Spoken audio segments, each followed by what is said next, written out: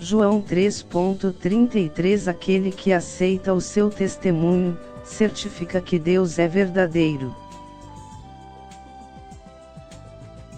Comentários Otávio Rosa.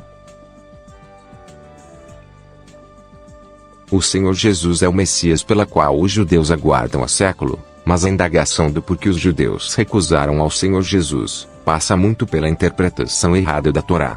Na época dos fatos ocorrido, o nascimento de Jesus, os judeus estavam novamente presos à opressão da escravidão, depois de séculos de liberdade do Egito, guerras, o Império Alexandrino à ruína. Eles tinham com eles que agora seriam de vez livres. Contudo, o Império Romano, diferente do de Alexandria, não dava liberdade política e religiosa ao povo, até mesmo a escolha do sacerdote, assim como o governante do povo e líder do exército.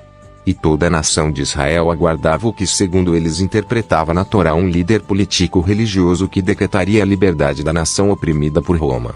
Porém, tanto o rei Herodes, assim como os fariseus, saduceus, senhores que deveriam instruir o povo na verdade de Yahweh, estavam como seu ministério mais parecido com o do sacerdote Elcana do que com o de Samuel. Estavam corrompidos e a única coisa que desejaram era manter o poder espiritual sobre o povo, já que o político pertencia ao Império Romano. Aliás, até mesmo o sumo sacerdote era uma escolha de Roma. Sendo assim, dificilmente eles iriam apoiar qualquer movimento que fosse ao contrário a Roma.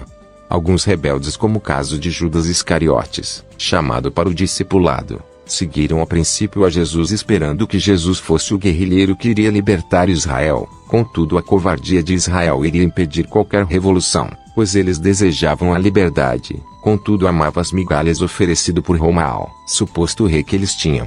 Os líderes religiosos que nem no templo tinham autonomia.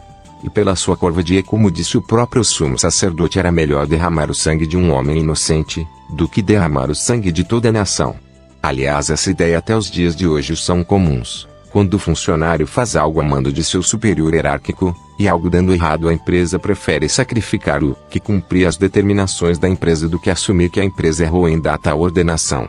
Estranhamente, o primeiro modelo de igreja cristã que temos é justamente a fundada em Roma, pois até o ano de 392 d.C., a igreja cristã era perseguida, presa, torturada e morta pelo Império Romano, que ao longo de 4 séculos estava enganados com a mentira judaica sobre Jesus, e que seus seguidores desejavam assumir o poder. Porém, há muita dúvida sobre a liberdade conquistada pela igreja cristã com a conversão do imperador Constantino, após uma visão de Cristo Jesus, que lhe dizia que pela cruz ele venceria, conquistaria mais territórios, o que de certa forma acabou acontecendo, pois a Igreja Católica Apostólica Romana é a maior instituição religiosa do mundo e a mais antiga, presente praticamente em todo o mundo.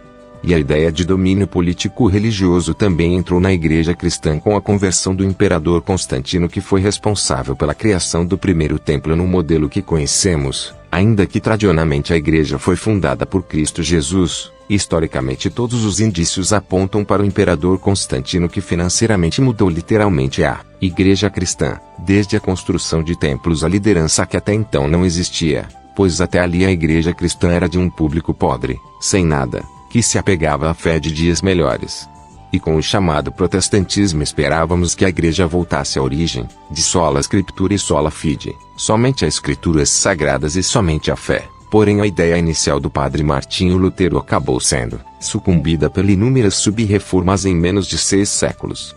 Portanto, o modelo de igreja cristã que conhecemos vem da era do Império Romano. Algumas mudanças ali, outras adaptações acolá, mas o modelo continua o mesmo na Igreja Católica Apostólica Romana, assim como a Igreja Protestante, que por mais adaptações ou mudanças que promove sua origem ainda está ligada à Igreja Católica, renega a adoração de imagens, contudo guardam fotos dos seus familiares que já descansam.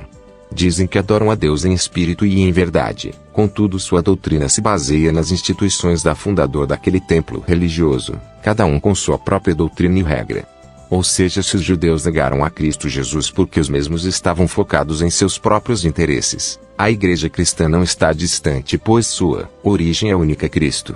Todavia sua divisão inicial em 1507 e essas subdivisões dentro do protestantismo mostram o que o Senhor Jesus deixou bem claro: sua igreja não está baseada em paredes na qual os judeus estavam acostumados e que quase 4 séculos depois foi copiado pela igreja que o Senhor Jesus estava fundando, de modo que precisam ser estudada, historiada e esclarecida para todos nós.